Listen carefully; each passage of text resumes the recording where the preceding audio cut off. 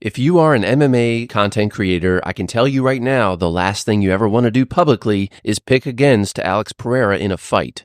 So I am not going to be doing that in this video, but what I am going to do is talk about the reasons why people might be underestimating Jiri Prochazka's chances, and I'll list out some of the factors surrounding this fight that do stack some chips on the side of Jiri. But before I get to all that, if I sound a little nasally today, it's because I'm in my own MMA fight with a cold, and I'm pretty sure I have it all locked up in a rear naked choke, but I'm just waiting for the tap. Now, as always, I will timestamp all the different parts of the video down in the progress bar, and I do have to ask, if you find that you enjoy the video, please give it a like. Also, subscribe to the channel if you're not already. I'd love to have you on board for future content. I am getting very close to my goal of 1,000 subscribers, and at that point, I'm going to be doing a giveaway. So if you're interested in those details, you can find it down in the description. So with all that out of the way, if your life depended on this fight, of course you would pick Alex Pereira to win. But like I said in the beginning of this video, there are several factors that are stacked in Jiri Prochazka's favor, and I believe it would be a mistake to write him off as having very little chance to win this fight. And the first one that I want to cover is the fact that in their first fight, we did not get a definitive outcome. I remember being very frustrated watching that early stoppage live, and after watching the replay multiple times, I'm only more convinced that it was an early stoppage. Now, would the result have been any different if he left it go longer? Possibly not. But the point of the matter is we will never know about that. But what we do know is that Jiri Prochazka is a very durable fighter who is not only able to take a lot of punishment, he's often able to come back and win after taking that punishment, just like he did against Rakic. And having just rewatched that fight to make this video, it was pretty clear to me that Jiri was the one winning overall. Now I know some people will say Jiri himself admitted that he was flash KO'd, but on the one hand, I think he was doing that to be a good sport in the moment, and since then he has come back and said yes, it was an early stoppage. So the bottom line here is that in this next fight, we really need to see what the outcome is when one person gets finished fully and without question. Now, the next item that I put in Jiri Prochazka's favor is the fact that this is a short notice fight. I realize that makes it difficult for both of these guys, but by all accounts, it appears that Jiri was the one who was staying more in training shape than Alex was. On Alex's end, it seems like he was in more of a downtime mode where he was recovering from injuries and on vacation. So when you just look at who was in a more prepared state at the time, you'd have to give that to Jiri. And to go along with this, we have the third thing that I'm going to give to Jiri, and that is the fact that Alex Pereira has had not one, but two broken toes that we know about.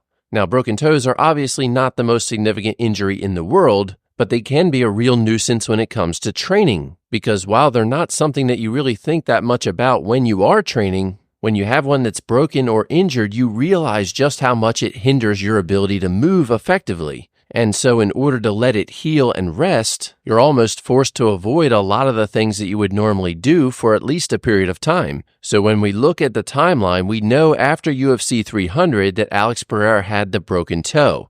And you may remember a lot of people talking about the fact that since he didn't get hurt against Jamal Hill, maybe he could be on the UFC Brazil card a month later. Well, of course, we learned that the toe issue he was having prevented that possibility. And then since then, we've learned that he has a second broken toe. So the question is, what kind of shape is he going to be in when he shows up at UFC 303? Because based on everything, I can see a scenario where he was taking stuff really easy, he was relaxing on vacation, he was letting his body rest and the injuries heal, and now with basically 2 weeks of preparation, he has to go through a weight cut and be ready for a competitive fight with one of his toughest opponents. So overall, I really just feel like this whole scenario favors Jiri from a preparedness standpoint. And the final thing that I'll say on all this is that this is a must-win fight for Jiri Prochazka, and it is not a must-win fight for Alex Pereira.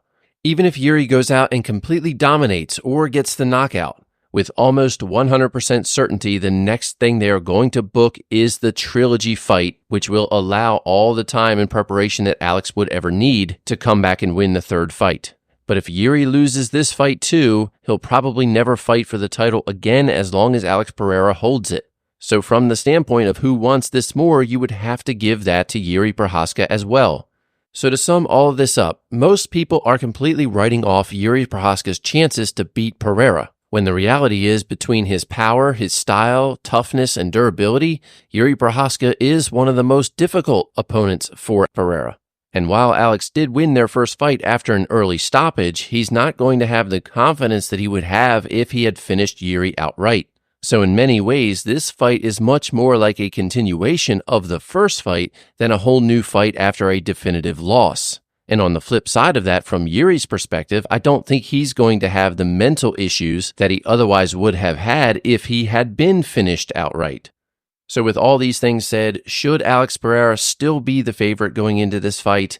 Well, yeah, I think he probably should be. And that's because at the end of the day, he has so much momentum behind him. And when you combine that with his precise striking and the power behind it, and you look at the risk that that presents to somebody like Jiri Prochazka, who often leaves himself open and exposed, there's going to be constant danger for Jiri throughout this fight.